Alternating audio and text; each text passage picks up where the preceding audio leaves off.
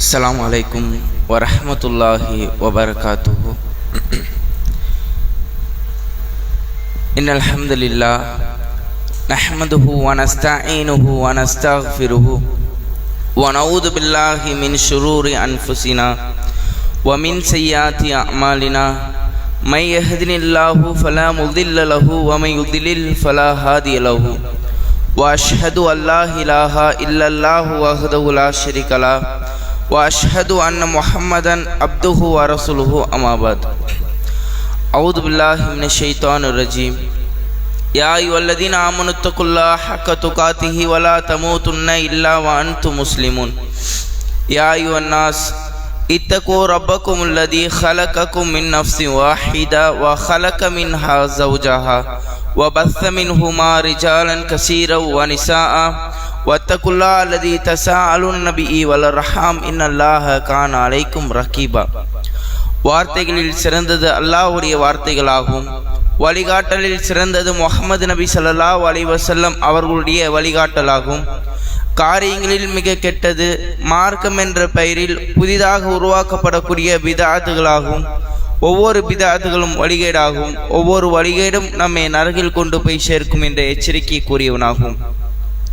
ஏக இறைவனுடைய சாந்தியும் சமாதானமும் வற்றாத பெருங்கருணையும் நம்மை எல்லாம் இருள்களிலிருந்து வெளிச்சத்தின்பால் அழைத்து வந்த உத்தம தூதர் ஒழுக்க சீலர் முஹம்மது நபி ஸல்லல்லாஹு அலைஹி வஸல்லம் அவர்கள் மீதும் இந்த மார்க்கத்தை தன்னால் இயன்ற அளவு பின்பற்றி வாழ்ந்து மரணித்த சத்திய சஹாபாக்கள் மீதும் சஹாபி பெண்மணிகள் மீதும் இங்கு நன்மை எதிர்பார்த்து ஒன்று குழும்பிருக்கக்கூடிய நம் அனைவர்கள் மீதும் என்றென்றும் நின்று நிலவட்டுமாக என்ற பிரார்த்தித்த வண்ணம் என்னுடைய இந்த உரையினை ஆரம்பிச்சுகின்றேன்.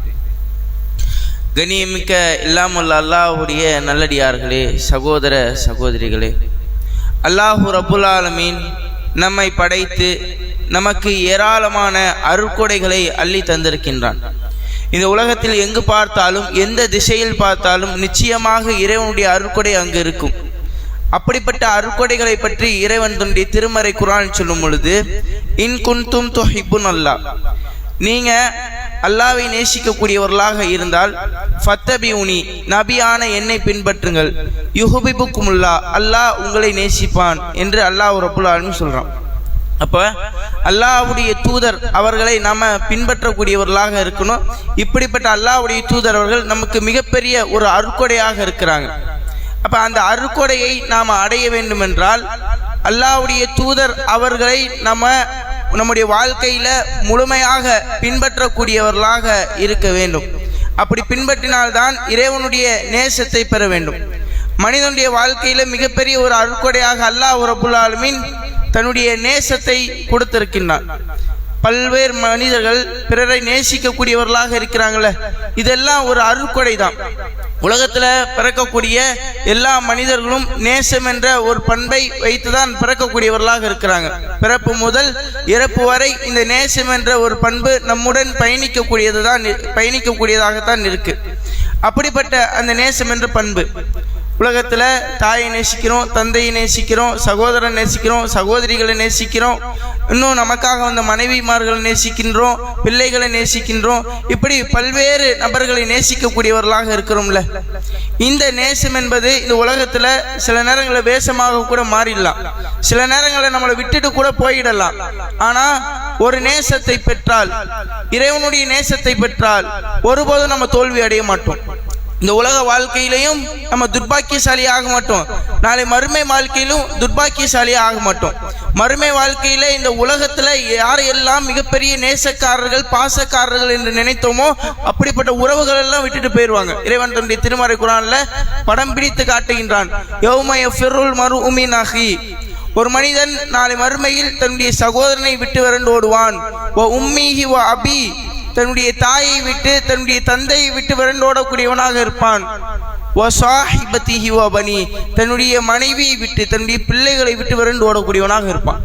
எந்த அளவிற்கு அந்த மனிதன் சுயநலவாதியாக மாறிவிடுவான் என்றால், இறைவா உலகத்தில் இருக்கிற எல்லாத்தையும் வச்சுக்கோ, மனைவி வச்சுக்கோ, பிள்ளைய வச்சுக்கோ, எல்லாத்தையும் வைத்துக்கொள், என்ன மட்டும் காப்பாத்திடு இறைவா, என்ன மட்டும் சொர்க்கத்துல விட்டு இறைவா அப்படின்னு மனிதன் சொல்லக்கூடியவனாக சுயநலவாதியாக மாறிடுவான்.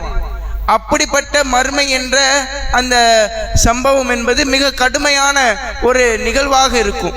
அப்ப அதனாலதான் ஒவ்வொரு மனிதனும் ஒவ்வொருவர்களை பார்த்தும், நேசக்காரர்களை பார்த்து, உறவுக்காரர்களை பார்த்தெல்லாம் விரண்டோடக்கூடியவர்களாக இருப்பார்கள். இப்படிப்பட்ட அந்த மறுமையில் ஒரு கூட்டம் சந்தோஷமாக, மகிழ்ச்சியாக, ஆனந்தமாக இருப்பார்கள். யார் அந்த கூட்டம்? இறைவனுடைய நேசத்தை பெற்ற கூட்டம். இறைவன் தன்னுடைய திருமறை குர்ஆனில் சொல்லும்போது, அலா அறிந்து கொள்ளுங்கள், அன்னா அவுலியா அல்லாஹி, அல்லாஹ்வுடைய நேசர்களுக்கு, லா ஹவுஃபுன் அலைஹிம் வலா ஹும் யஹ்ஸனூன், அவர்களுக்கு எந்த ஒரு பயமும் இல்லை, அவர்கள் கவலைப்படவும் மாட்டார்கள் என்று அல்லாஹ் ரப்பல் ஆலமீன் சொல்கின்றார். அல்லாஹ்வுடைய நேசத்தை பெற்றவர்கள், அல்லாஹ்வுடைய அன்பை, பாசத்தை பெற்றவர்கள் நாளை மறுமையில் எந்த ஒரு பயமும் இல்லாமல், எந்த ஒரு கவலையும் இல்லாமல் சந்தோஷமாக இருப்பார்கள். அப்ப இந்த நேசத்தை பெறுவதற்கு நம்ம என்ன செய்யணும்? நமக்கு அருட்கொடையாக அனுப்பப்பட்ட அல்லாஹ்வுடைய தூதர் அவர்களை பின்பற்றணும். அதான் ஆரம்பத்தில் ஒரு வசனத்தை சொன்னேன், குல் நபியே கூறுவீராக, இன் குன்தும் துஹிப்புன் அல்லாஹ், நீங்க அல்லாஹ்வை நேசிக்கக்கூடியவர்களாக இருந்தா ஃபத்தபிஊனி, நபியான என்னை பின்பற்றுங்கள், யுஹிப்புக்குமுல்லாஹ், அல்லாஹ் உங்களை நேசிப்பான். அல்லாஹ் நம்முடைய எல்லா பாவத்தையும் பிறகு மன்னிக்க கூடியவனாக இருப்பான். அப்படிப்பட்ட அல்லாஹ்வுடைய நேசத்தை பெற வேண்டும் என்றால், உயர்ந்தவனாகிய அல்லாஹ்வுடைய அந்த பாசத்தை, அன்பை, கருணையை நாம் அடைய வேண்டும் என்றால் தூதரை பின்பற்றக்கூடியவர்களாக நாம இருக்க வேண்டும். இன்னைக்கு பார்க்கிறோம், தூதரை பின்பற்றுவதில் எந்த நிலையில நாம இருக்கிறோம்? மிகவும் குறைவுதான். அல்லாஹ்வுடைய தூதருடைய சுன்னாவை நம்முடைய வாழ்க்கையில கடைபிடிப்பதில்லை. நாம பகல்ல எழுந்ததிலிருந்து இரவு தூங்க போற வரையும் அல்லாஹ்வுடைய தூதருடைய சுன்னாவை எதுலெல்லாம் கடைபிடிக்கிறோம்? மிகவும் குறைவாக தான் கடைபிடிக்கக்கூடியவர்களாக இருக்கிறோம். அல்லாஹ்வுடைய தூதருடைய சுன்னாவை விட்டு விட்டு வாழக்கூடியவர்களாக இருக்கின்றோம். ஆனா நபித்தோழர்கள் அப்படி இல்லை. அல்லாஹ்வுடைய தூதர் அவர்களை பின்பற்றினா அல்லாஹ்வுடைய நேசம் கிடைக்கும் என்பதை உலமாற அவர்கள் அறிந்திருந்தார்கள். அதன் காரணமாக நபித்தோழர்கள் எல்லா நிலையிலேயும் அல்லாஹ்வுடைய தூதர் அவர்களை பின்பற்றக்கூடியவர்களாக இருந்திருக்கிறார்கள். உயிரே போனாலும் பரவாயில்லை, என்னுடைய செல்வம் எல்லாத்தையும் இழந்தாலும் பரவாயில்லை, யார் என் கூட இருந்தாலும் இல்லாவிட்டாலும், யார் எனக்கு ஆதரவாக இருந்தாலும் இல்லாவிட்டாலும் நபி அவர்களுடைய கூற்றை என்னுடைய வாழ்க்கையில் நான் கடைபிடிப்பேன், நபி அவர்களை எல்லா நேரத்திலும் நான் பின்பற்றுவேன் என்ற உறுதிமிக்கவர்களாக நபி தோழர்கள் இருந்தார்கள். அந்த அளவிற்கு நபி அவர்களுடைய வார்த்தைக்கு, அவர்களுடைய கூற்றுக்கு முக்கியத்துவத்தை கொடுக்கக்கூடியவர்களாக, கண்ணியத்தை கொடுக்கக்கூடியவர்களாக, மதிப்பளிக்கக்கூடியவர்களாக நபி தோழர்கள் இருந்தார்கள். ஏராளமான சம்பவத்தை பார்க்கலாம். அலி ரலியல்லாஹு அன்ஹு அவங்கள்ட்ட அல்லாஹ்வுடைய தூதர்கள் கைபருடைய போர்க்கொடியை கொடுத்து அனுப்புறாங்க. அதுக்கு முன்னாடி அல்லாஹ்வுடைய தூதர் நபி தோழர்கிட்ட பொது அறிவிப்பு செய்யறாங்க, நாளை தினம் ஒரு நபர்கிட்ட கைபருடைய போர்க்கொடியை கொடுத்து அனுப்ப போறேன். அந்த மனிதரை அல்லாஹ்வுடைய தூதர் நேசிக்கிறாங்க, அந்த மனிதரும் அல்லாஹ்வை நேசிக்கிறார், அல்லாஹ்வுடைய தூதரை நேசிக்கிறார். இப்படிப்பட்ட அந்த நபரிடத்துல கைபருடைய போர்க்கொடியை நான் தர போறேன் அப்படின்னு அல்லாஹ்வுடைய தூதர் அவங்க சொல்லிட்டு போயிடுறாங்க. சொல்லிட்டு போனதுக்கு அப்புறம் நபித்தோழர்கள் அந்த இரவு முழுக்க தூங்காம அப்படியே விழித்திருக்கிறார்கள். யாருக்கு அல்லாஹ்வுடைய தூதர் அவங்க கைபருடைய போர்க்கொடியை தர போறாங்க அப்படின்னு யோசிச்சுக்கிட்டே இருக்கிறாங்க. அப்படியே அந்த யோசனையில விழித்திருக்கக்கூடியவர்களாக நபித்தோழர்கள் இருக்கிறாங்க. உமர் ரலியல்லாஹு அன்ஹு அவர்கள் எந்த ஆட்சி பொறுப்புக்கும் ஆசைப்பட்டதில்லை, எந்த பதவியும் கேட்டதில்லை, எந்த நிர்வாக பொறுப்பையும் உமர் ரலியல்லாஹு அன்ஹு அவர்கள் விரும்பியதில்லை.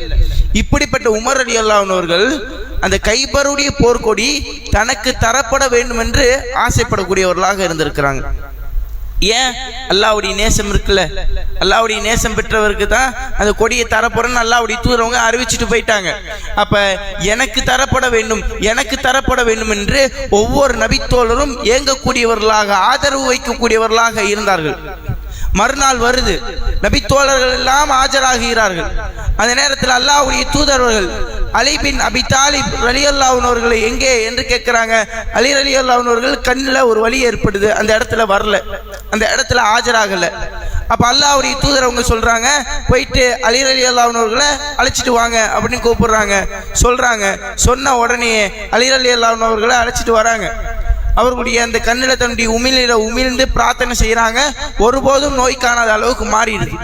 மாறினதுக்கு அப்புறம் கைபருடைய போர்க்கொடிய அல்லாஹ்வுடைய தூதர்கள் அலி ரலியல்லாஹு அன்ஹு அவங்கள்ட்ட தராங்க. தந்துட்டு சில கட்டளைகளை, சில கருத்துக்களை, சில விஷயங்களை சொல்லி அனுப்புறாங்க. லா தல்தஃபித், திரும்பி பார்க்காம நீங்க போருக்கு செல்லுங்க. ஹத்தா யஃப்தஹ் அல்லாஹு அலைக்க, அல்லாஹ் உங்களுக்கு வெற்றியை தரும் வரை அப்படின்னு சொல்லி அனுப்புறாங்க. அப்ப அலி ரலியல்லாஹு அன்ஹு அவர்கள் அந்த போர்க்கொடியை வாங்கிட்டு முன்னோக்கி செல்றாங்க. ஃபசார அலியுன் ஷைஅன், கொஞ்ச தூரம் அப்படியே நடந்து போறாங்க அலி ரலியல்லாஹு அன்ஹு அவர்கள். அந்த நேரத்தில் ஒரு சந்தேகம் ஏற்படுது. எந்த அடிப்படையில் போர் செய்வது? அந்த போருடைய தந்திரம் என்ன? போருடைய யுக்தி என்ன? எவ்வளவு நேரம் போர் செய்யறது அப்படின்னு தெரியல. ஒரு சந்தேகம் ஏற்படுது அலி ரலியல்லாஹு அன்ஹு அவர்களுக்கு. அப்படியே சென்ற அலி ரலியல்லாஹு அன்ஹு அவர்கள் வகஃப, நின்று விடுகிறார்கள். வலம் யல்தஃபித், திரும்பி பார்க்காம. ஃபஸரஹ யா ரசூலல்லாஹ், அல்லாஹ்வுடைய தூதரே என்று கூச்சலிடுகிறார்கள். அலா மாதா உகாத்திலுன் நாஸ், நான் மக்களிடத்தில் எந்த அடிப்படையில் போர் செய்வது அப்படின்னு கேட்கிறாங்க. அப்ப அல்லாஹ்வுடைய தூதர் அவங்க சொல்றாங்க, காத்திலுஹும் அஷ்ஹது அன் லா இலாஹ இல்லல்லாஹ் வ அன்ன முஹம்மதர் ரசூலுல்லாஹ், வணக்கத்துக்குரியவன் அல்லாஹ்வை தவிர வேறு இறைவன் இல்லை என்றும் முஹம்மது ஆகிய நான் அல்லாஹ்வுடைய தூதர் என்றும் அவர்கள் சாட்சி கூறும் வரை நீங்க போருக்கு செல்லுங்க அப்படின்னு சொல்லி அனுப்புறாங்க. இந்த இடத்துல, இந்த சம்பவத்துல நாம பெற வேண்டிய ஆழமான, நுணுக்கமான, நுட்பமான ஒரு படிப்பினை என்ன தெரியுமா? அல்லாஹ்வுடைய தூதர்கள் அலி ரலியல்லாஹு அன்ஹு அவர்களுக்கு கொடுத்த பொறுப்பு ஒரு ஆட்சி தலைவர் பொறுப்பு இல்லை. ஒரு நாட்டை ஆள்வதற்காக ஆளுநராக நியமித்து அனுப்பல. அல்லாஹ்வுடைய தூதர்கள் மிகப்பெரிய உயர்ந்த ஒரு பொறுப்பை கொடுக்கல. என்ன பொறுப்பை கொடுத்து அனுப்புனாங்கன்னா, போருடைய தளபதியாக நியமித்து அனுப்புறாங்க. இப்போ போருடைய தளபதினா சாதாரண பொறுப்பு இல்லை. ஏன்னா எதிரிகளுடைய கண்ணு எல்லாமே போருடைய தளபதி மேல தான் இருக்கும். தளபதியுடைய கதையை முடிச்சுட்டா போதும், போரே முடிஞ்சிருச்சு. அப்ப எதிரிகளுடைய கண்ணு யார் பக்கம் இருக்கும்? அலி ரலியல்லாஹு அன்ஹு அவங்க மேலதான் இருக்கும். இப்ப போர்க்களம்னா சாதாரண ஒரு விஷயம் இல்லை. போயிட்டு வரும்போது உயிர் இருக்குமான்னு தெரியாது, உடல்ல சில பாகங்கள் இருக்குமான்னு தெரியாது, ஏதாவது இழக்கணும், பொருளால் இழப்புகள் ஏற்படும், உயிரால் இழப்புகள் ஏற்படும், ஏராளமான இழப்புகளை சந்தித்தாகணும். இந்த இழப்புகளை எல்லாம் எதிர்கொள்வதுதான் போர்க்களம். அல்லாஹ்வுடைய பாதையில போர் செய்வதற்காக தலைவராக நியமிக்கப்பட்டு அலி ரலியல்லாஹு அன்ஹு அவர்கள் அனுப்பப்படுகிறார்கள். மறுக்கல. அல்லாஹ்வுடைய தூதரே, வேற யார்கிட்டயாச்சும் கொடுங்க, நான் போர்க்களத்தில் கலந்துக்கிறேன், தளபதியை என்ன ஆக்கிறாதீங்க அப்படின்னு சொல்லல. அலி ரலியல்லாஹு அன்ஹு அவர்கள் அந்த தலைமை பொறுப்பை ஏற்றுக்கொண்டு போனார்கள். போகக்கூடிய அந்த நேரத்தில் ஒரு சந்தேகம் ஏற்படுது. திரும்பி பார்த்து சந்தேகத்தை தீர்த்து கொள்ளலாம். ஆனா அலி ரலியல்லாஹு அன்ஹு என்ன பண்ணாங்க? திரும்பி பார்க்காமல் தன்னுடைய சந்தேகத்தை தீர்த்து கொண்டார்கள். அல்லாஹ்வுடைய தூதர்கள் திரும்பி பார்க்காம போருக்கு செல்லுங்கன்னு சொன்னாங்க. அதனுடைய கருத்து என்ன? போர்க்களத்துக்கு போறீங்க, எதிரிகளை சந்திக்க போறீங்க, எதிரிகளை நேருக்கு நேர் களம் கண்டு எதிர்த்து அவர்களை வீழ்த்தி விட்டு புறமுதுகிட்டு காட்டி ஓடி வந்துடாம வெற்றி வாகை சூடி வாருங்கள் என்ற கருத்துல தான் சொல்லி அனுப்புனாங்க. ஆனா ஒரு சந்தேகத்திற்கு கூட திரும்பி பார்க்கல. இப்ப எந்த அளவிற்கு அல்லாஹ்வுடைய தூதர் அவர்களுடைய கூற்றுக்கு மதிப்பளித்திருப்பார்கள், எந்த அளவிற்கு அல்லாஹ்வுடைய தூதருடைய வார்த்தைக்கு கண்ணியத்தை கொடுத்திருப்பார்கள். நாம சிந்திச்சு பார்க்கணும். எவ்வளவு கூற்ற விடுகின்றோம், அல்லாஹ்வுடைய தூதருடைய எவ்வளவு கட்டளைகளை இழக்குகின்றோம், எவ்வளவு கட்டளைகளை ஊருக்காகவும் உலகத்திற்காகவும் வீட்டிற்காகவும் விடக்கூடியவர்களாக இருக்கின்றோம், ஒதுக்கக்கூடியவர்களாக இருக்கிறோம். கொஞ்சம் சிந்திச்சு பார்க்கணும். அல்லாஹ்வுடைய தூதருடைய கட்டளை தான் முக்கியமானது, அதுதான் மகத்துவமானது, அதை தான் நான் கடைபிடிப்பேன் என்ற உறுதிமிக்கவர்களாக அலி ரலியல்லாஹு அன்ஹு அவர்கள் எப்படி இருந்தார்களோ அதே போன்று நம்முடைய உள்ளத்தை பக்குவப்படுத்தக்கூடியவர்களாக நாம இருக்கணும். அலி ரலியல்லாஹு அன்ஹு அவங்க மட்டும் தான் இப்படி இருந்தாங்களா? ஒட்டுமொத்த நபி தோழர்களும் அல்லாஹ்வுடைய தூதர் அவருடைய கூற்றுக்கு மதிப்பளிக்கக்கூடியவர்களாக இருந்தார்கள். அல்லாஹ்வுடைய தூதர் அவருடைய சொல்லிற்கு கட்டுப்படக்கூடியவர்களாக, அடிபணியக்கூடியவர்களாக இருந்தார்கள். எந்த அளவுக்குனா, ஒரு நபி தோழர் அல்லாஹ்வுடைய தூதர் அவர்கள் காலத்துல தங்கத்தாலான மோதிரத்தை போட்டிருக்கிறாங்க. அப்ப ஆண்கள் தங்கத்தாலான மோதிரத்தை போடக்கூடாது, ஹராம், தடை செய்யப்பட்டது. அப்ப அந்த நபி தோழர் தங்கத்தாலான மோதிரத்தை போட்டிருக்கிறாங்க. அல்லாஹ்வுடைய தூதர் பார்க்கறாங்க. பார்த்த உடனே நபி தோழர்கிட்ட அல்லாஹ்வுடைய தூதரவங்க சகஜமா பழகுவாங்க. ஏதாச்சும் அறிவுரை சொல்லணும்னா சகஜமா அறிவுரை சொல்லுவாங்க, ஏதாச்சும் எச்சரிக்கை செய்யணும்னா கோவப்பட்டு எச்சரிக்கையும் செஞ்சிருக்கிறாங்க அல்லாஹ்வுடைய தூதரவங்க. அப்ப அந்த நபி தோழர் தங்கத்தாலான மோதிரத்தை போட்டிருக்கிறத பார்க்கும்போது அதை அப்படியே கலட்டி தூக்கி எரிஞ்சிடறாங்க அல்லாஹ்வுடைய தூதர். அவங்க எரிஞ்சதுக்கு அப்புறம் ஒரு எச்சரிக்கை அல்லாஹ்வுடைய தூதர் அவங்க சொல்றாங்க, உங்களில் ஒருவர் நெருப்பாலான ஒரு கங்கை தன்னுடைய கையில் வைத்துக் கொள்கிறார். அதாவது ஆண்கள் தங்கத்தாலான மோதிரம் அணிகிறது, நெருப்பாலான கங்கை கையில் வைத்துக் கொள்வதற்கு சமம். அப்ப இந்த எச்சரிக்கையை சொல்லிட்டு அல்லாஹ்வுடைய தூதர்கள் அங்கிருந்து சென்று விடுகிறார்கள்.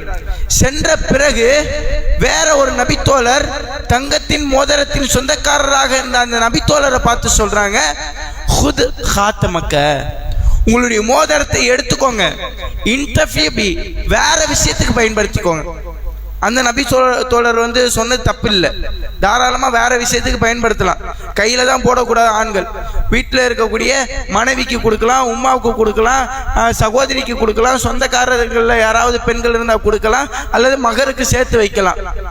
அப்ப அந்த நபி தோழர் சொன்னதும் தப்பு இல்லை.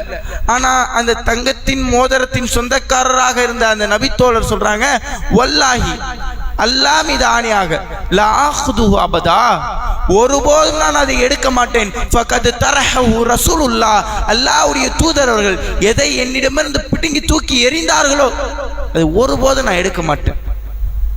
தங்க மோதிரம் எடுத்து வேற விஷயத்துக்கு பயன்படுத்தி இருக்கலாம், சாதாரணமா விட்டுருவோமா? வீட்டுல ஒரு கிராம் தங்கம் காணும்னாலே வீடு முழுக்க தேடுவோம். அந்த அளவுக்கு தங்கத்துக்கு மதிப்பு இருக்கு, தங்கத்துக்கு முக்கியத்துவம் இருக்கு.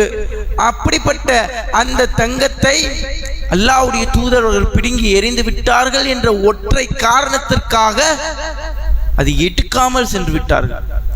அல்லாஹ்வுடைய தூதர் அவர்களுடைய தடையின் சாயல் கூட என்னுடைய வாழ்க்கையில் நடைபெற்று விடக்கூடாது, அல்லாஹ்வுடைய தூதர் அவர்களுடைய அந்த தடையை நான் உடைத்து விடக்கூடாது என்பதில் ஒவ்வொரு நபித்தோழரும் கவனமாக இருக்கக்கூடியவர்களாக இருந்தார்கள். அல்லாஹ்வுடைய தூதர் அவர்களை தன்னுடைய வாழ்க்கையில் வாழ்வியலாக ஏந்தி வாழ்ந்தார்கள். எல்லா நேரத்திலையும் அல்லாஹ்வுடைய தூதர்களை ரோல் மாடலாக, முன்மாதிரியாக ஏந்தி வாழக்கூடியவர்களாக இருந்தார்கள். அல்லாஹ்வுடைய தூதர் அவர்களை ஒரு சூப்பர் ஹீரோவாக கருதினார்கள் நபித்தோழர். அதன் காரணமாகத்தான் எல்லா நேரத்திலும் அல்லாஹ்வுடைய தூதருக்கு முக்கியத்துவம். இந்த அல்லாஹ்வுடைய தூதரை பின்பற்றினாதான் படைத்தவனுடைய நேசம் பெற முடியும் என்பதை உறுதியாக அவர்கள் நம்பியிருந்தார்கள். அதன் காரணமாக எல்லா விஷயத்திலையும் அல்லாஹ்வுடைய தூதரை தன்னுடைய வாழ்க்கையில பின்பற்றினார்கள். நாம எப்படி பண்றோம்? நாம என்ன பண்றோம்? சில வணக்க வழிபாடுகள்ல அல்லாஹ்வுடைய தூதருக்கு மாற்றும், மதுஹபுகளை பின்பற்றக்கூடியவர்களாக இருக்கிறாங்க. இன்னைக்கு பார்க்கிறோம் ஏராளமான மதுஹபுகள். இமாம் ஷாஃபி மதுஹபு, இமாம் அனஃபி மதுஹபு, அஹ்மது இப்னு ஹம்பல் மதுஹபு, மாலிக் இமாமுடைய மதுஹபு, இப்படின்னு மதுஹபு நூட்களை, மதுஹபு புத்தகங்களை பின்பற்றுகிறார்கள். இந்த மதுஹபு புத்தகத்தை அந்த இமாம்கள் தொகுத்தார்களா? அந்த இமாம்களுக்கு பிறகு வந்தவர்கள் அந்த இமாம்களின் பெயரில் இட்டுக்கட்டி புனைந்து ஏராளமான கருத்துக்களை நுழைத்து, மார்க்கத்திற்கு முரணான கருத்துக்களை எழுதி வைத்து இந்த இமாம்கள் சொன்னார்கள் என்று பரப்புனது. அந்த மதுஹபு புத்தகத்துக்கு அவ்வளவு முக்கியத்துவத்தை கொடுக்குறாங்க. துர்ருல் முக்தார் அப்படின்னு ஒரு மதுஹப் புத்தகம் இருக்கு, அனஃபி மதுஹப் புத்தகம். அந்த புத்தகத்துக்கு எவ்வளவு முக்கியத்துவம் கொடுப்பாங்க. அப்படிப்பட்ட அந்த புத்தகத்துல என்ன இருக்கு? குர்ஆன் ஹதீஸ்க்கு எதிரான ஏராளமான கருத்துகள் இருக்கு. இமாம்களுடைய வெறியை எப்படியாவது மக்களுடைய உள்ளத்துல புகுத்தணும், இமாம்களை எப்படியாவது இவங்க ஏத்துக்கணும், அந்த இமாம்களுடைய வழியில இவங்க செல்லணும் அப்படிங்கிறதுக்காக இமாம்களின் பெயர்ல இட்டுக்கட்டி இருக்கிறாங்க. யாரு தனக்கும் அல்லாஹ்விற்கும் மத்தியிலே அபூ ஹனீஃபாவை ஏற்படுத்தி கொள்கிறார்களோ அவர்களுக்கு நாளை மறுமையில எந்த பயமும் இல்லை, அவர்கள் கவலைப்பட மாட்டார்கள் அப்படின்னு எழுதி வச்சிருக்கிறாங்க. ஆனா அல்லாஹ் குர்ஆன்ல என்ன சொல்றான்? அல்லாஹ் அறிந்து கொள்ளுங்கள், இன்னா அவுலியா அல்லாஹ், அல்லாஹ்வுடைய நேசர்களுக்கு லா ஹவுஃபுன் அலைஹிம் வலா ஹும் யஹ்சனூன், அவர்களுக்கு எந்த ஒரு பயமும் இல்லை, அவர்கள் கவலைப்படவும் மாட்டார்கள்னு அல்லாஹ் குர்ஆன்ல சொல்லி இருக்கிறான். அந்த நேசத்தை பெறதுக்கு அல்லாஹ்வுடைய தூதரை பின்பற்றணும்னு அல்லாஹ் குர்ஆன்ல சொல்லி இருக்கிறான். தௌபாவை தேடணும்னு அல்லாஹ் குர்ஆன்ல சொல்லி இருக்கிறான். நன்மையான காரியத்தை செய்யணும்னு சொல்லி இருக்கிறான். இதெல்லாம் செஞ்சா அல்லாஹ்வுடைய நேசத்தை, என்னுடைய நேசத்தை பெற்றலாம் அப்படின்னு அல்லாஹ் ரப்புல் ஆலமீன் சொல்லி இருக்க, இவங்க என்ன பண்றாங்க? அபூ ஹனீஃபாவை அல்லாஹ்வுக்கு மத்தியிலையும் தனக்கு மத்தியிலையும் ஏற்படுத்தி கொண்டால் எந்த ஒரு பயமும் இல்லாம கவலையும் இல்லாம இருப்பாங்க அப்படின்னு சொல்லி வச்சிருக்கிறாங்க. இன்னும் எந்த அளவிற்கு அந்த இமாமின் பேரில் இட்டு கட்டி இருக்கிறாங்கன்னா, அபூ ஹனீஃபா அவங்க ஒரு நாள் காபாவுல தொழுதாங்களா. எப்படி? ஒற்றை காலில் தொழுதாங்க. வலது காலை எடுத்து இடது காலில் வச்சுட்டு பாதி குர்ஆனை முடிச்சாங்களா. அப்புறம் இடது காலை எடுத்துட்டு வலது காலில் வச்சுட்டு பாதி குர்ஆனை முடிச்சாங்களா. முழு குர்ஆனை முடிச்சுட்டாங்களா. முடிச்சதுக்கு அப்புறம் காபாவுடைய ஓரத்துலேருந்து ஒரு சத்தம் கேட்குதா, அல்லாஹ் பேசுறான். நாம அபூ ஹனீஃபா நீ யாரெல்லாம் பின்பற்றுறாங்களோ அவங்களெல்லாம் நான் மன்னிச்சிடுறேன் அப்படிங்கிற சில வார்த்தைகளை அல்லாஹ் சொன்னான். நம்ம டைரக்டா அல்லாஹ் பேசுறான் அப்படின்னு எழுதி வச்சிருக்கிறாங்க. ஆனா அல்லாஹ் குர்ஆன்ல என்ன சொல்றான், எந்த ஒரு நபிட்டையும் திரைக்கு அப்பால் இருந்து அல்லாஹ் பேச மாட்டான், திரைக்கு அப்பால் இருந்து அல்லாஹ்ட்ட பேச மாட்டான், அல்லது ஒரு தூதரின் வாயிலாக அல்லாஹ் நபிட்ட பேசுவான். இப்படிதான் அல்லாஹ் தூதர்களிடத்துல பேசி இருக்கிறான். ஆனா இவங்க என்ன பண்ணியிருக்கிறாங்க, அபூ ஹனீஃபா டைரக்டா பேசியிருக்கிறாங்க அப்படின்னு எழுதி வச்சிருக்கிறாங்க. மூசா நபி மட்டும்தான் அல்லாஹ்வுடைய அந்த உண்மை குரலை கேட்டிருக்கிறாங்க. இறைவா உன்னை பார்க்கணும் அப்படின்னு மூசா நபி கேட்டாங்க. அப்ப அல்லாஹ் ரப்புல் ஆலமீன் சொன்னா, மூசாவே நீங்க வேணா அந்த மலையை பாருங்க, அந்த மலை அதற்குரிய இடத்தில் இருந்துச்சுன்னா நீங்க என்ன பார்க்கலாம். அப்ப அந்த மலையை பார்க்கறாங்க, மலை சுக்குநூறா ஒட்டஞ்சி செதறிடுது, மூசா நபி மயக்கப்பட்டு விழுந்துடுறாங்க. இந்த சம்பவம் தான் மூசா நபி மட்டும்தான் அல்லாஹ்ட்ட டைரக்டா பேசியிருக்கிறாங்க. ஆனா அல்லாஹ்வை பார்க்கல, எந்த ஒரு நபிமார்களும் பார்க்கல. ஆனா இவங்க என்ன எழுதி வச்சிருக்கிறாங்க, அபூ ஹனீஃபா அல்லாஹ்வை 100 தடவை பார்த்தாங்க அப்படின்னு எழுதி வச்சிருக்கிறாங்க. இன்னும் அந்த மதுஹு புத்தகத்தை படிச்சீங்கன்னு வைங்களேன், குர்ஆன் ஹதீஸ்க்கு எதிரான அவ்வளவு கருத்துக்கள். தொழுகை முறையில் விளையாடி வைத்திருக்கிறார்கள், மார்க்க சட்டத்தில் விளையாடி வைத்திருக்கிறார்கள், அல்லாஹ் ஹலாலாக்கியதை ஹராமாக்கி வைத்திருக்கிறார்கள். குதிரை இறைச்சிய கைபர் போர்க்காலத்துல அந்த நேரத்துல அல்லாஹ்வுடைய தூதர்கள் அனுமதி கொடுத்தாங்க, குதிரை இறைச்சி சாப்பிடலாம் அப்படின்னு, நாட்டுக்கழுதை இறைச்சி திங்கக்கூடாது அப்படின்னு தடை செஞ்சாங்க. ஆனா மதுஹப் புத்தகத்துல என்ன எழுதி வச்சிருக்கிறாங்க, குதிரை இறைச்சி சாப்பிடக்கூடாது, ஹராம் அப்படின்னு சொல்லி வச்சிருக்கிறாங்க. இப்படி அல்லாஹ்வுடைய தூதர் அவர்களும் ஹலாலாக்கியதை ஹராமாக்கி விட்டு, ஹராமாக்கியதை ஹலாலாக்கி விட்டு மதுஹப் புத்தகத்தை எழுதி வைத்துக் கொண்டு இதை பின்பற்றுங்கள், நீங்கள் நேர்வழியை அடைந்து விடுவீர்கள், கருத்து வேறுபாடு இல்லை என்றால் மதுஹபின் பக்கம் வாருங்கள் என்றெல்லாம் அழைக்கக்கூடியவர்களாக இருக்கிறாங்க. ஆனா குர்ஆன் அல்லாஹ் என்ன சொல்றான், இன் தனாஸஅதும் ஃபி ஷைஇன், ஏதாவது ஒரு விஷயத்துல நீங்க கருத்து வேறுபாடு கொண்டா, ஒரு சந்தேகம் உங்களுக்கு வருது, எந்த சட்டத்தின் அடிப்படையில் இந்த அமலை செய்வது, எந்த சட்டத்தின் அடிப்படையில் இந்த காரியத்தை செய்வது அப்படின்னு கருத்து வேறுபாடு வந்தால் ஃபருத்து இலல்லாஹி வ ரசூல், அல்லாஹ்வின் பக்கமும் அல்லாஹ்வுடைய தூதரின் பக்கம் வாங்க, குர்ஆன் ஹதீஸின் பக்கம் வாங்க, உங்களுக்கு சரியான தீர்வு இருக்கு அப்படின்னு அல்லாஹ் குர்ஆன்ல சொல்றான். ஆனா இவங்க என்ன சொல்றாங்க, கருத்து வேறுபாடு வரக்கூடாதா, மதுஹபை பின்பற்றுங்க அப்படின்னு சொல்றாங்க. ஆனா மதுஹபை பின்பற்றுபவர்களிடத்திலேயே அவ்வளவு கருத்து வேறுபாடு இருக்கு. இமாம் ஷாஃபி ஒரு தொழுகை முறை சொல்றாரு, ஹனஃபி ஒரு தொழுகை முறை சொல்றாரு, அஹ்மது இப்னு ஹம்பல் ஒரு தொழுகை முறை சொல்றாரு. ஆனா அல்லாஹ்வுடைய தூதர்கள் என்ன தொழுகை முறையை காட்டி தந்தாங்க, என்னை எவ்வாறு தொழ கண்டீர்களோ அவ்வாறு தொழுங்க, சல்லு கமா ரஅய்துமுனி உஸல்லி, என்னை எவ்வாறு தொழ கண்டீர்களோ அவ்வாறு தொழுங்க. பின்னாடி ஆண்கள் இருந்தாங்க, அதுக்கு பின்னாடி பெண்கள் இருந்தார்கள். அப்ப அல்லாஹ்வுடைய தூதருடைய தொழுகை முறையை வாயில் பின் உஜூர் ரலியல்லாஹு அன்ஹு அவர்கள் பார்த்துவிட்டு அறிவிக்கிறார்கள், இப்படிதான் அல்லாஹ்வுடைய தூதர்கள் தொழக்கூடியவர்களாக இருந்தார்கள் அப்படின்னு சொல்றாங்க. சரியான அறிவிப்பாளர் தொடர்புடன் ஆதாரங்கள் எல்லாம் இருக்கிறது. ஆனா அதையெல்லாம் தூக்கி ஓரம் கட்டிட்டு ஷாஃபி இமாம் எந்த தொழுகை முறையை சொன்னாங்களோ அந்த அடிப்படையில் நாங்கள் தொழுவோம், அப்படி தொழுதாதான் அந்த பள்ளிவாசல்ல அனுமதி கொடுப்போம் அப்படின்னு எழுதி வச்சிருக்கிறாங்க. இமாம் ஹனஃபி இமாம் எப்படி தொழுதாங்களோ அப்படிதான் நாங்கள் தொழுவோம், அப்படி தொழுதாதான் அந்த பள்ளிவாசல்ல அனுமதி. யார் 4 மதுஹபின் அடிப்படையில் தொழுகிறாங்களோ அவங்களுக்கு தான் இந்த பள்ளிவாசல்ல அனுமதி அப்படின்னு எழுதி வச்சிருக்காங்க. அப்ப மதுஹபை பின்பற்றக்கூடிய ஒரு நிலைமை பார்க்குறோமா இல்லையா? இப்படி பின்பற்றினா அல்லாஹ்வுடைய நேசம் கிடைக்குமா? அல்லாஹ்வுடைய தூதரை பின்பற்றணும். இன்னொரு சாரார் இருக்கிறாங்க, சலஃபி அப்படின்னு தங்களை அடையாளப்படுத்திக்கிறாங்க, அறிமுகப்படுத்திக்கிறாங்க. இவங்க என்ன பண்றாங்க, நபி தோழர்களுடைய சொந்த கூற்றுகளையும் மார்க்க ஆதாரமாக பின்பற்றாங்க. அவங்கள்ட்ட அவ்வளவு கருத்து வேறுபாடு இருக்கு. சிலர் கவுலு சஹாபா, நபி தோழருடைய கூற்று மார்க்க ஆதாரம்னு சொல்லிட்டு திரிறாங்க. சிலர் என்ன பண்றாங்கன்னா ஃபஹ்மு சஹாபா, நபி தோழருடைய புரிதல் மார்க்க ஆதாரங்கிறாங்க. சில பேர் என்ன சொல்றாங்கன்னா இஜ்மாஉ சஹாபா, நபி தோழர்களை ஏகோபித்து சொன்னா அது மார்க்க ஆதாரங்கிறாங்க. ஆனால் அல்லாஹ் என்ன குர்ஆன்ல சொல்றான், அத்தியுல்லாஹ் வ அத்தியுர் ரசூல், அல்லாஹ்வுக்கு கட்டுப்பட அல்லாஹ்வுடைய தூதர் கட்டுப்பட, இதுதான் மார்க்க ஆதாரம். ஒமை யுத்தில்லாஹ் வ ரசூல், அல்லாஹ்விற்கும் அல்லாஹ்வுடைய தூதருக்கு யார் கட்டுப்படுறாங்களோ ஃபக்கத் ஃபாஸ ஃபௌஸன் அதீமா, அவர்கள் பிரம்மாண்டமான வெற்றி அடைஞ்சிட்டாங்கன்னு அல்லாஹ் குர்ஆன்ல சொல்றான். ஆனா இவங்க என்ன பண்றாங்க, நபித்தோழர்களையும் பின்பற்றணும், நபித்தோழர்கள் கண்ணியம் மிக்கவர்கள், அவர்கள் மாண்பு மிக்கவர்கள் தான், அவங்களுக்கு கண்ணியம் இருக்குத்தான், அவங்க ஏராளமான தியாகத்தை செஞ்சிருக்கிறாங்க தான், அல்லாஹ்வுடைய பொருத்தத்தை பெற்றிருக்கிறாங்க தான், இதன் காரணமாக அவர்கள் பின்பற்றுவதற்கு தகுதி ஆவார்களா? ஆக மாட்டாங்க. அல்லாஹ்வும் அல்லாஹ்வுடைய தூதர் எதை சொன்னாங்களோ அது மட்டும்தான் மார்க்க ஆதாரம், அது மட்டும்தான் பின்பற்றுவதற்கு தகுதியானது. அதை நம்முடைய வாழ்க்கையில கடைபிடித்தால்தான் அல்லாஹ்வுடைய நேசத்தை நாம் பெற முடியும், அல்லாஹ்வுடைய அன்பை பெற முடியும்.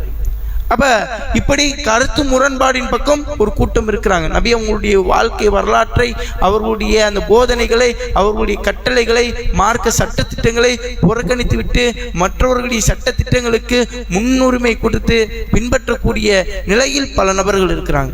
இது அல்லாஹ்வுடைய நேசத்தை பெற்றுத்தராது. அல்லாஹ்வுடைய தூதரை பின்பற்றினாதான் அல்லாஹ்வுடைய நேசத்தை பெற்றுத்தரக்கூடியதாக இருக்கும். இன்னொரு சாரார் இளைஞர்கள், இளமை பெண்கள், இவங்க யார முன்மாதிரியை ஏந்தி வாழ்றாங்க? சினிமா நடிகர்கள், சினிமா நடிகர்கள், விளையாட்டு வீரர்கள், இவர்கள் எல்லாம் இவர்களுக்கு ஹீரோவாக தெரிகிறார்கள், ரோல் மாடலாக தெரிகிறார்கள், வாழ்க்கையின் முன்மாதிரியாக தெரிகிறார்கள், வாழ்க்கையின் வழிகாட்டியாக தெரிகிறார்கள். ஆனால் உண்மையான ஹீரோ யார் என்பதை அவர்கள் அறியல. உண்மையான முன்மாதிரிக்கு தகுதியானவர்கள் யார் என்பதை அறியல. அல்லாஹ்வுடைய தூதர் அவர்களுடைய வாழ்க்கை வரலாற்றை முழுமையாக அறியாமல் தெரியாமல் வாழ்ந்து கொண்டிருக்கிறார்கள். அல்லாஹ்வுடைய தூதர் அவர்களுடைய போதனைகளை புறக்கணித்து விட்டு வாழக்கூடியவர்களாக இருக்கிறார்கள். அல்லாஹ்வுடைய தூதர் அவர்களுடைய அந்த எச்சரிக்கைகளை மறந்து வாழக்கூடியவர்களாக இருக்கிறார்கள். நமக்காக அல்லாஹ்வுடைய தூதர் அவர்கள் தன்னுடைய உலக வாழ்க்கையில் எதையெல்லாம் தியாகம் செய்தார்கள், நாளை மறுமை வாழ்க்கையில் எந்த அளவிற்கு நமக்கு ஆதரவாக இருப்பார்கள் என்பதையெல்லாம் மறந்துவிட்டு வாழக்கூடியவர்களாக இருக்கிறார்கள். இன்னைக்கு சினிமா நடிகை வந்துட்டா போதும், அவன் தான் என் வாழ்க்கையில எல்லாம், அவன் தான் என் உயிர், அவன் தான் என் ரத்தம், அவன் தான் என் நாடி நரம்பு அப்படின்னு சொல்லக்கூடிய ஒரு நிலைமை. சில பேர் இணை வைப்பு வார்த்தைகளை எல்லாம் சொல்லக்கூடியவர்களாக இருக்கிறாங்க.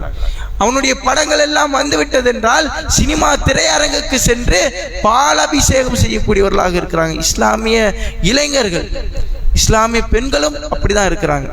சினிமா நடிகர்களை வரவேற்பதற்காக வேகாத வெயில்ல நின்று வெயிட் பண்ணக்கூடிய ஒரு நிலைமையை பார்க்கிறோம். சில ஒரு அம்மா பேசுறாங்க, நான் சும்மா தொழுகையை விட்டுட்டு இந்த படத்தை பார்க்க வந்திருக்கேன் அப்படின்னு சொல்றாங்க.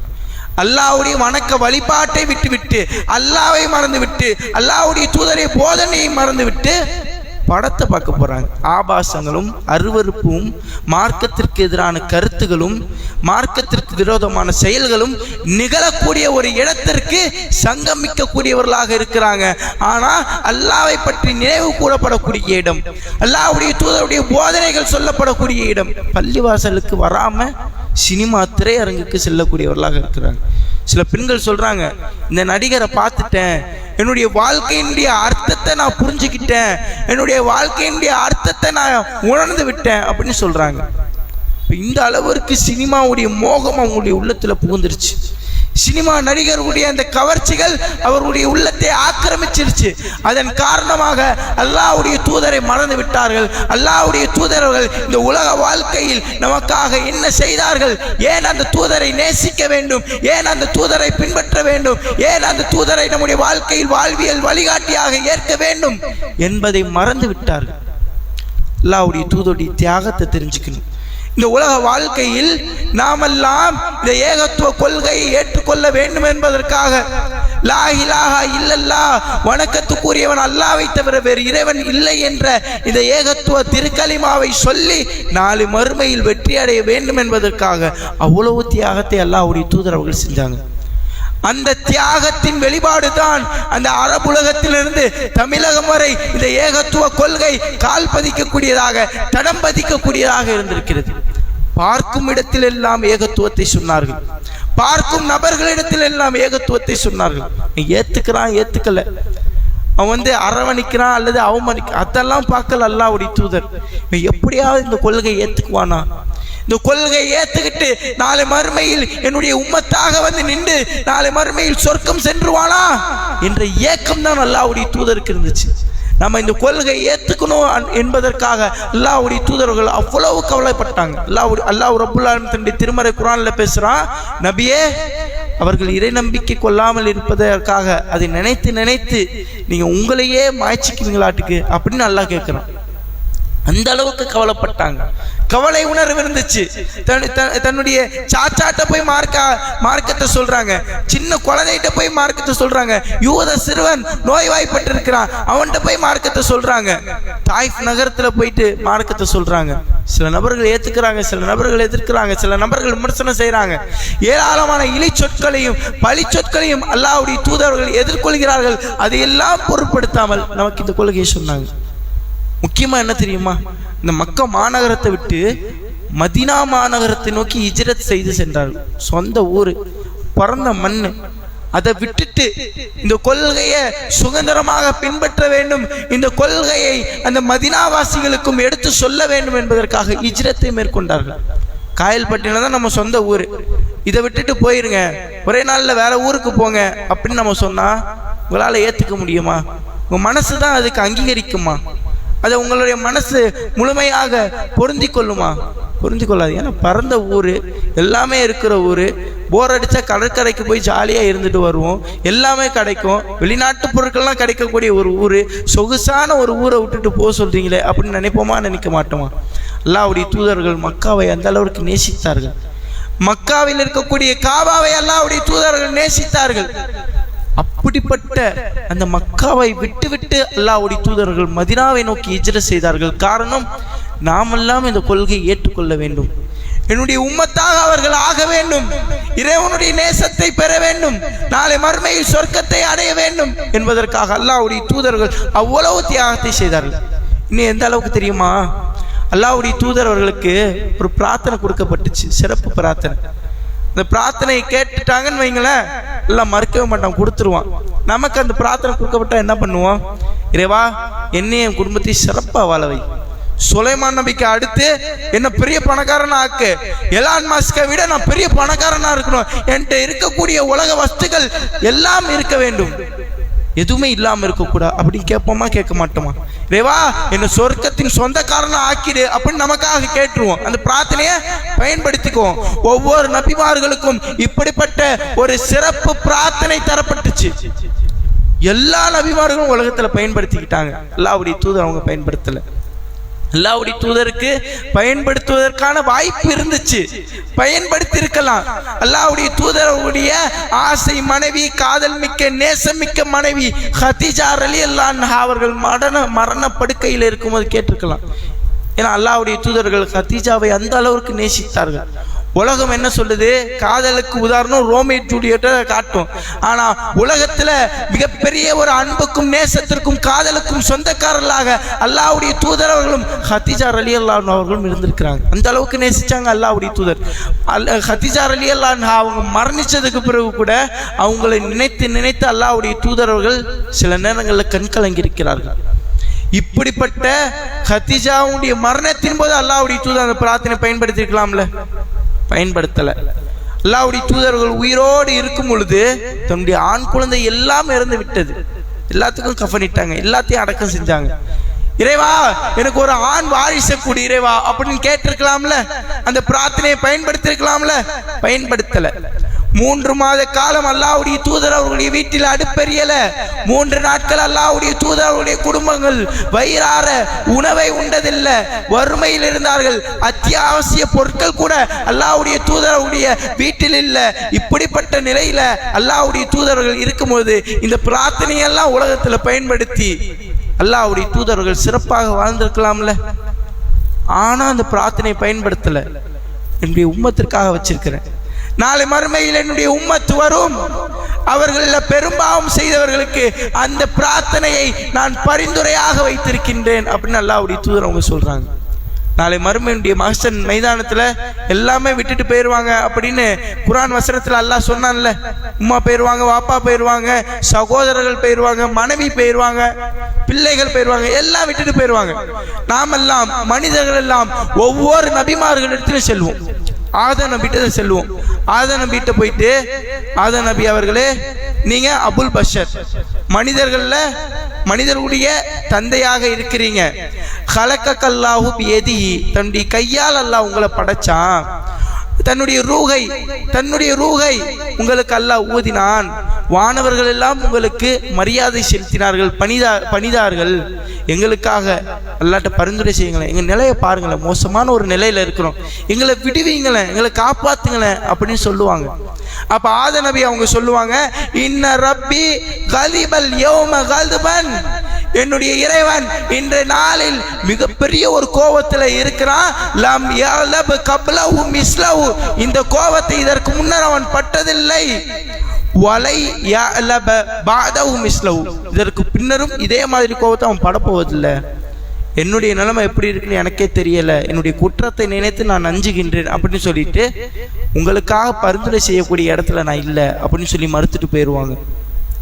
இதஹபு இலா நூஹ், நூஹ் இடத்துல செல்லுங்கள் என்று சொல்லப்படும். நூஹ் நபி இடத்துல மனிதர்கள் இதே கேட்பார்கள், எங்களுக்காக அல்லாஹ் விட்டு பரிந்துரை செய்யுங்களேன் அப்படின்னு கேட்கும்போது நூஹ் அலைஹிஸ்ஸலாம் அவர்களும் இதே வார்த்தையை சொல்லிடுவாங்க, என்னுடைய இறைவன் இன்றைய தினத்துல கோபமா இருக்கிறான், இந்த கோபத்தை இதற்கு முன்னரும் பட்டதில்லை, இதற்கு பின்னரும் பாட போவதில்லை அப்படின்னு சொல்லிடுவாங்க. இதஹபு இலா மூசா, மூசா இடத்துல செல்லுங்கள் என்று சொல்லப்படும். மூசா நபியும் இதே வார்த்தையை சொல்லிடுவாங்க. இதஹபு இலா ஈசா, ஈசா இடத்தில் செல்லுங்கள் என்று சொல்லப்படும். ஈசா நபியும் இதே வார்த்தையை சொல்லிடுவாங்க. இப்ராஹிம் நபி இடத்துல செல்லுங்கள் என்று சொல்லப்படும். இப்ராஹிம் நபி இதே வார்த்தையை தான் சொல்லுவாங்க. கடைசியா சொல்லப்படும் இதஹபு இலா முஹம்மத், முஹம்மது நபி ஸல்லல்லாஹு அலைஹி வஸல்லம் அவங்கள்ட்ட செல்லுங்க என்று சொல்லப்படும். முஹம்மது நபி ஸல்லல்லாஹு அலைஹி வஸல்லம் அவர்கள் நமக்காக பரிந்து பேசுவதற்காக அல்லாஹ்விடத்தில் செல்வார்கள், சஜிதாவில் விழுவார்கள், அல்லாஹ்வை போற்றி புகழ்வார்கள். இதுவரை புகழாத வார்த்தைகளை எல்லாம் புகழ்ந்து தள்ளக்கூடியவர்களாக அல்லாஹ்வுடைய தூதர் அவர்கள் இருப்பார்கள். அந்த நேரத்தில் இறைவன் பேசுவான், யா முஹம்மத், முஹம்மதே ஸல்லல்லாஹு அலைஹி வஸல்லம், இர்ஃபா ரஅஸக, உங்களுடைய தலையை உயர்த்துங்கள், சல் துஅதா, நீங்கள் கேளுங்கள் அது தரப்படும், இஷ்ஃபா துஷஃபா, நீங்க பரிந்துரை செய்யுங்கள் அந்த பரிந்துரை ஏற்றுக்கொள்ளப்படும் அப்படின்னு சொல்லுவாங்க. சொன்ன உடனே அல்லாஹ்வுடைய தூதர்கள் சஜ்தாவிலிருந்து தலையை உயர்த்தி விட்டு இறைவனிடத்துல கேட்பாங்க. யாருக்காக கேட்பாங்க? தன்னுடைய மனைவிமார்களுக்கு மட்டுமா? தன்னுடைய பிள்ளைகளுக்கு மட்டுமா? தன்னுடைய குடும்பத்தினர்களுக்கு மட்டுமா? யாருடைய சுன்னாவை நாம் மறந்து வாழ்கின்றோமோ, யாருடைய சுன்னாவை நாம் ஒதுக்கிவிட்டு வாழ்கின்றோமோ, யாருடைய சுன்னாவை திருமணத்தின் போது கடைபிடிப்பதில் மறந்து விடுகின்றோமோ, ஊருக்காக உலகத்திற்காக யாருடைய சுன்னாவை விட்டு வாழ்கின்றோமோ, யாருடைய சுன்னாவை முகத்தில் வைப்பதை இழிவு என்று நினைத்து மலித்து விட்டு வாழ்கின்றோமோ, அப்படிப்பட்ட அல்லாஹ்வுடைய தூதரவர்கள் அவர்களை நாம் மறந்திருந்தாலும் நம்மை அவர்கள் மறக்காமல் நாளை மறுமையில் வந்துவிட்டு அல்லாஹ்விடத்துல போயிட்டு பரிந்துரை செய்யக்கூடியவர்களாக இருப்பார்கள். யா ரப்பி, என்னுடைய இறைவனே, என்னுடைய இரட்சகனே, உம்மத்தி உம்மத்தி, என்னுடைய சமுதாயம் என்னுடைய சமுதாயம் என்று நமக்காக பரிந்துரை செய்யக்கூடியவர்களாக இருப்பார்கள். அனைவரும் விட்டுட்டு போயிடுவாங்க, ஆனா அல்லாஹ்வுடைய தூதர்கள் விட்டுட்டு போகாம நமக்காக நிக்கிறாங்களே, இப்படிப்பட்ட அல்லாஹ்வுடைய தூதரை நேசிக்கிறதுக்கு தகுதியானவங்க தானே. இப்படிப்பட்ட அல்லாஹ்வுடைய தூதர்கள் நமக்கு உயிரை விட மேலானவர்கள் தானே. அதனாலதான் அல்லாஹ் குர்ஆன்ல சொல்றான், இறை நம்பிக்கையாளர்களுக்கு தன்னுடைய உயிரை விட இந்த தூதர் மேலானவர்கள். உலகத்தில் இருக்கக்கூடிய உம்மாவை விட, வாப்பாவை விட, உலகத்தில் இருக்கக்கூடிய எல்லா உறவுகளை விட அல்லாஹ்வுடைய தூதர் அவர்கள் ஒரு மனிதனுக்கு மேலானவன். அந்த தூதர் தான் பின்பற்றுவதற்கு தகுதியானவர். அந்த தூதர் தான் முன்மாதிரியாக ஏந்தி வாழ்வதற்கு தகுதியானவர். இப்படிப்பட்ட தூதருடைய வாழ்க்கையை நாம் அறிந்து தெரிந்து நம்முடைய வாழ்க்கையில் கடைபிடிக்கக்கூடியவர்களாக இருக்க வேண்டும். எல்லா நிலையிலும் அல்லாஹ்வுடைய தூதரை பின்பற்றணும். ஏன் பொய் பேசுறது இல்ல? அல்லாஹ்வுடைய தூதர் உங்க பொய் பேசல, அதனால நான் பொய் பேச மாட்டேன். ஏன் வட்டி வாங்குறது இல்ல? அல்லாஹ்வுடைய தூதர் வட்டி வாங்கினது இல்லை, அதனால என்னுடைய வாழ்க்கையில நான் வட்டி வாங்க மாட்டேன். அல்லாஹ்வுடைய தூதர் அதை தடை செய்திருக்கிறார்கள், எச்சரிக்கை செய்திருக்கிறார்கள், அதனால என்னுடைய வாழ்க்கையில் நான் அதை கடைபிடிக்க மாட்டேன் அப்படின்னு உறுதியா இருக்கணும். நீ ஏன் மற்றவங்கள மாதிரி வரதட்சணை திருமணம் செய்யறதுல? அல்லாஹ்வுடைய தூதர் அதை அங்கீகரிக்கல, எளிமையான முறையில் திருமணம் செய்வதை தான் வழிகாட்டி இருக்கிறார்கள். அந்த அடிப்படையில் நான் செய்வேன். ஏன் பிறருடைய மானத்தில் விளையாடுவதில்லை? அல்லாஹ்வுடைய தூதரவர்கள் பிறருடைய மானத்தில் விளையாடியதில்லை. பிறருடைய மானத்தை காபாவை விட, மக்கா மாநகரத்தை விட மேலாக கருத்து சொல்லியிருக்கிறார்கள். அதனால் நான் பிறருடைய மானத்தில் விளையாட மாட்டேன், பிறருடைய சொத்தில் நான் விளையாட மாட்டேன், கை வைக்க மாட்டேன், பிறருடைய உரிமைகளை பெருக்க மாட்டேன் என்பதில் மும்முரமாக முழுமையாக ஈடுபடக்கூடியவர்களாக இருக்கணும். அல்லாஹ்வுடைய தூதர்கள் எதையெல்லாம் சொன்னார்களோ அதையெல்லாம் நம்முடைய வாழ்க்கையில் கடைபிடிக்கக்கூடியவர்களாக இருக்க வேண்டும். இப்படி இருந்தால் அல்லாஹ்வுடைய நேசத்தை பெறலாம். அல்லாஹ்வுடைய நேசத்தை பெற்றால் இறைவன் ஜிப்ரீல் இடத்தில் நம்முடைய பெயரை சொல்வான். ஜிப்ரீல் அலைஹிஸ்ஸலாம் அவர்கள் நம்மை நேசிப்பார்கள். பிறகு வானவர்களிடத்தில் ஜிப்ரீல் அலைஹிஸ்ஸலாம் அவங்க சொல்லுவாங்க, இந்த அடியாரை அல்லாஹ் நேசிக்கிறான், ஃபஅஹிப்புஹு, நீங்களும் நேசிங்க அப்படின்னு வானவர்கள்ட்ட ஜிப்ரீல் சொல்லுவாங்க. ஃபயுஹிப்புஹு அஹ்லுஸ் ஸமா, வானவர்கள் அனைவரும் நேசிப்பார்கள். இப்படிப்பட்ட ஒரு பாக்கியம் நமக்கு கிடைக்கணும்னா அல்லாஹ்வுடைய தூதரை பின்பற்றணும். அல்லாஹ்வுடைய தூதரை பின்பற்றினா அல்லாஹ்வுடைய கருணையும் நேசம் கிடைக்கும்.